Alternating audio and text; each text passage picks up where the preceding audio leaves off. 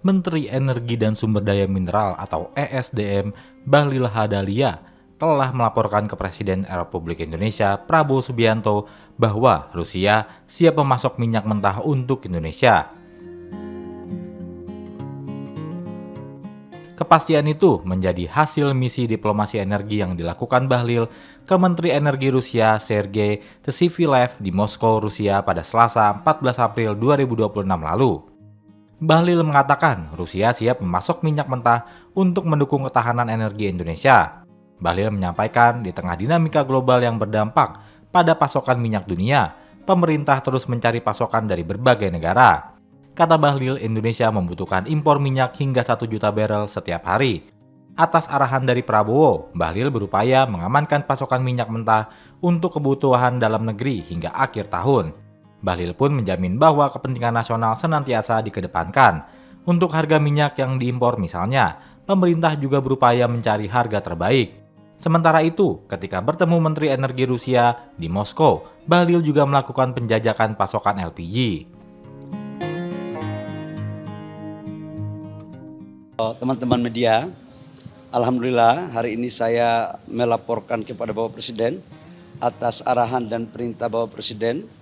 Kemarin kami di Rusia untuk menindaklanjuti kesepakatan antara pemimpin dari kedua negara, dalam hal ini Presiden Prabowo sama Presiden Putin, di mana hasil-hasil kesepakatan itu adalah menyangkut dengan kerjasama jangka panjang, khususnya di bidang energi.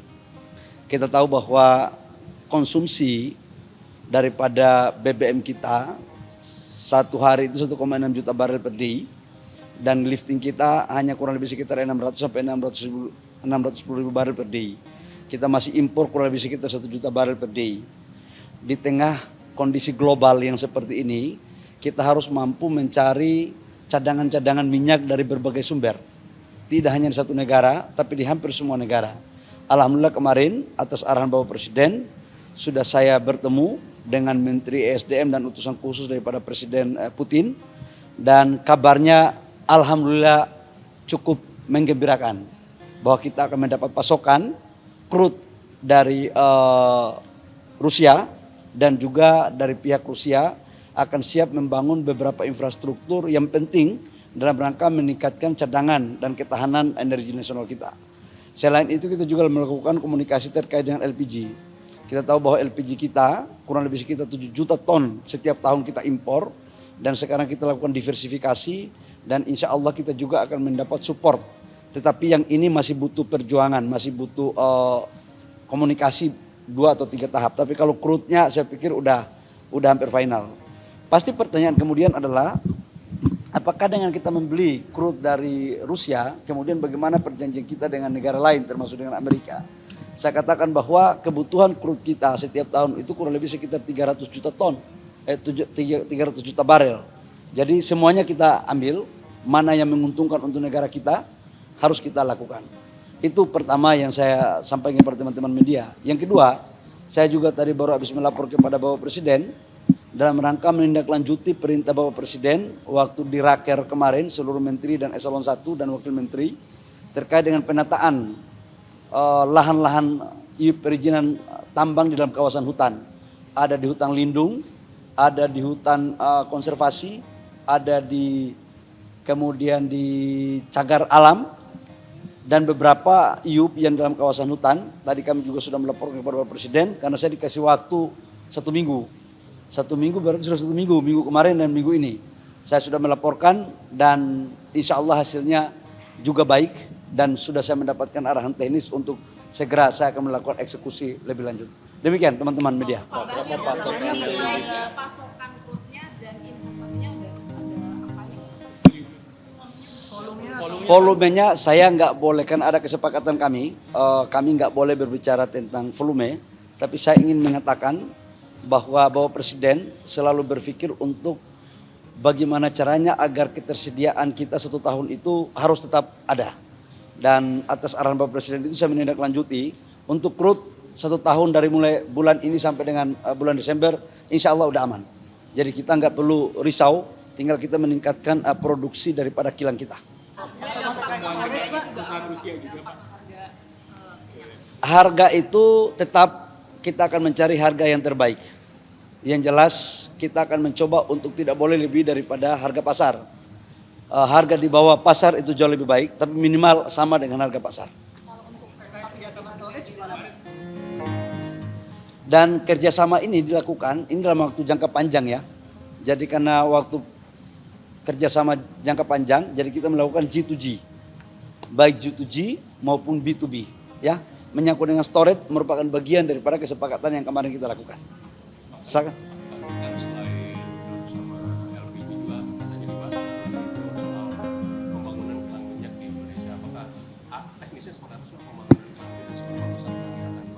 Itu salah satu poin yang kemarin kita bicarakan, bahwa memang ada beberapa investasi mereka yang sudah siap untuk masuk, tetapi finalisasinya tunggu ada 1-2 putaran lagi dengan kami, khusus untuk menyangkut dengan kilang dan storage.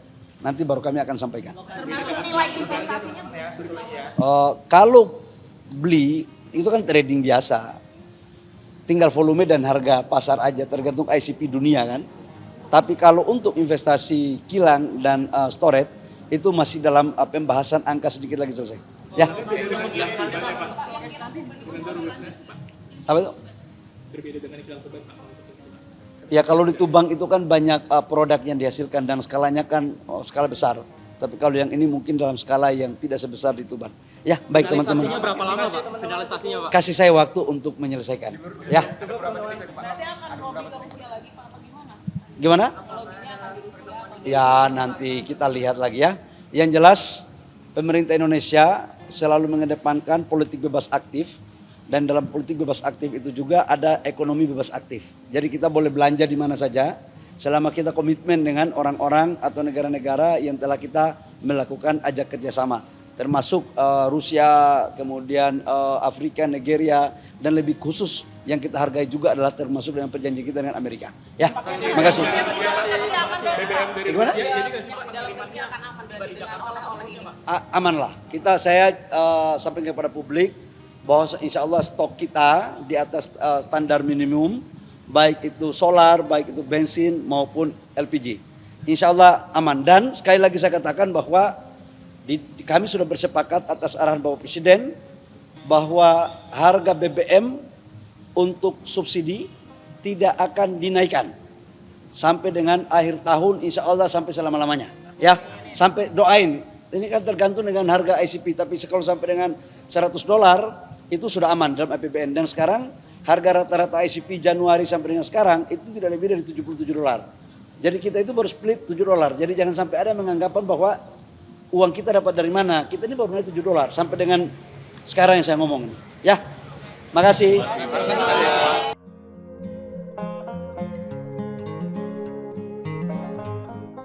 Sebelumnya, Prabowo telah melakukan kunjungan ke Rusia menemui Putin untuk membahas geopolitik dan kerjasama energi.